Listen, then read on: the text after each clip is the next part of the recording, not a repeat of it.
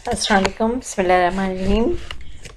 We'll discuss polycythemia and myelophthisic anemia.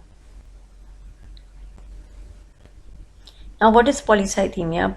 In polycythemia, there is increased production of red cell, which is abnormally high, resulting in increase in hemoglobin level and increase in packed cell volume and hematocrit. And along with the increased production of RBC, there is increased production of white blood cells and platelets as well. The increase in red cell count may be relative when there is hemoconcentration, which is due to decreased plasma volume and increased RBC levels. RBC count is increased. For example, in dehydration or increased use of diuretics, or it may be absolute when there is increase in total red cell mass, for example in polycythemia vera, or it may be secondary to certain diseases when the red cell progenitors are responding to increased levels of erythropoietin. Here, erythropoietin levels are increased in case of secondary polycythemia. So in polycythemia, there is increased blood levels, increased levels of RBCs especially, and increased levels of RBC, white cell and platelets results in decreased amount of plasma. As a result, viscosity of the blood is increased, as you can see from in the picture, that there is increased number of cells in the blood vessels, so viscosity is increased and stagnation of the blood occurs, flow becomes abnormal, and in this case in healthy blood you can see there are normal amount of RBCs and other blood cells, and plasma is also normal, so the blood flow is normal in this case. Now, classification of polycythemia. Polycythemia could be relative when there is an imbalance between the plasma volume and the cells. Hemoconcentration occur due to reduced plasma volume, and this could be due to excessive vomiting or excessive diarrhea resulting in dehydration, and plasma volume is decreased, and red cells are increased, resulting in increased hematocrit, or it may be due to excessive use of diuretics that again leads to decreased plasma volume and increased cell volume, resulting in hemoconcentration. Or it could be due absolute polycythemia, for example polycythemia vera, which is a myeloproliferative disorder in which there is JAK2 mutation resulting in increased production, increased hematopoietic activity, increased production of hematopoietic cells, and it is independent of erythropoietin levels. Erythropoietin levels are usually low in this condition, and it could be due to inherited erythropoietin receptor mutation that results to increased production of red cells, which is independent of erythropoietin. Secondary polycythemia is dependent on erythropoietin levels. In secondary polycythemia, there are certain diseases or certain conditions in which erythropoietin production is increased, resulting in increased production of RBCs. For example, in compensatory lung disease, or when a person moves to high altitude, the person requires more oxygen, and as a result erythropoietin is increased, resulting in increased production of RBC. Or cyanotic heart disease or paraneoplastic erythropoietin secreting tumors, for example renal cell carcinoma, hepatocellular carcinoma, or cerebral hemangioblastoma. Now this picture shows primary polycythemia, that is polycythemia vera, and secondary polycythemia. Primary polycythemia vera is due to JAK2 mutation, whereas secondary polycythemia could be due to smoking, sleep apnea, chronic obstructive pulmonary disease, or again it could be due to a person moving to high altitude, cyanotic heart disease, etc.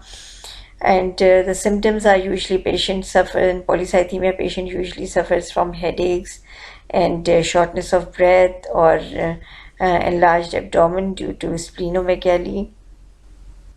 This shows symptoms of polycythemia.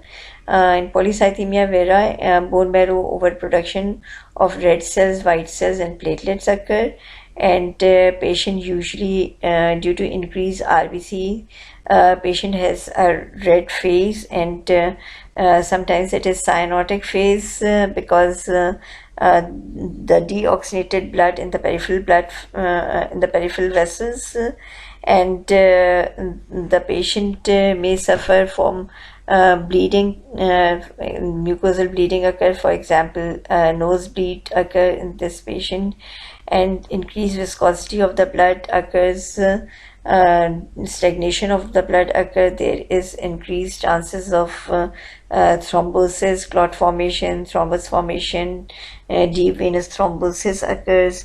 Then the patient may have increased uric acid level, hyperuricemia occurs, and the patient may have myocardial infarction or strokes, and spleno. Sometimes in later stages there may be extramedullary hematopoiesis resulting in production of hematopoietic cells from spleen and liver, and that results in splenomegaly, enlarged spleen and enlarged abdomen occurs.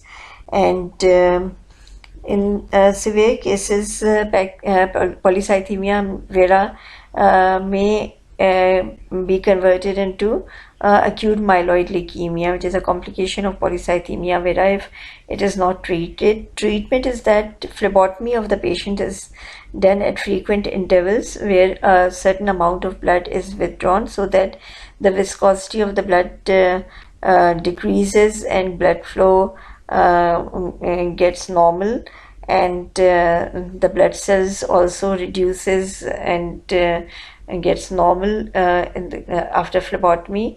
So if treatment is not given, then the life expectancy is decreased, and patient may die within months.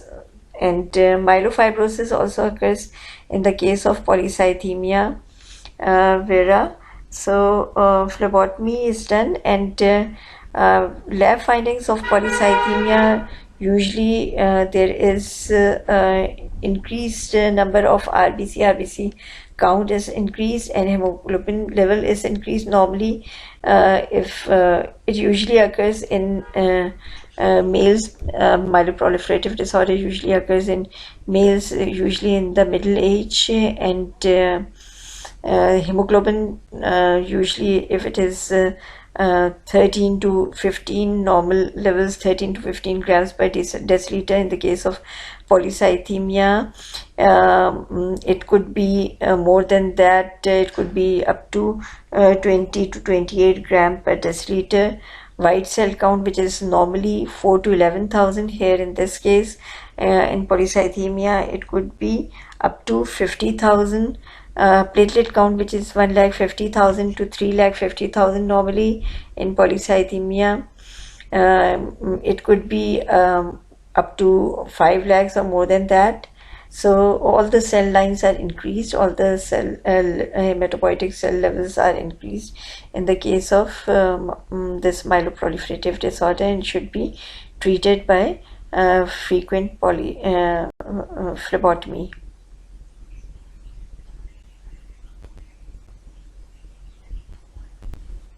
Now, myelophthisic anemia. Myelophthisic anemia is characterized by the presence of immature erythrocytes in the peripheral blood due to infiltration of the bone marrow by abnormal tissue. Abnormal tissue is that malignant cells may occupy the bone marrow either due to metastasis or replacement of the normal marrow by the abnormal hematopoietic cells which are malignant in nature. For example, the cause is marrow infiltration by tumor cells, for example, breast and prostate cancer, or it could be due to replacement of the marrow by hematological malignancies, or chronic inflammation, myelofibrosis, lipid storage diseases. All these may lead to myelophthisic anemia. So the bone marrow is replaced by or abnormal tissue. As a result, immature cells are infiltrated in the peripheral blood, and patient usually signs symptoms are weakness, dizziness, headaches, tachycardia, hypotension, pallor, splenomegaly, and bleeding diathesis. This peripheral blood picture shows immature white cells as well as red cells. In this film, you can see that there is myelocyte and stab cells and normoblasts, which are immature RBCs.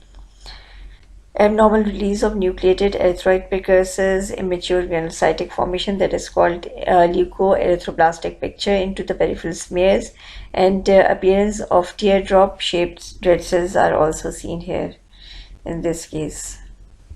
So this was all about polycythemia and myelophthisic anemia. Thank you for listening to this lecture.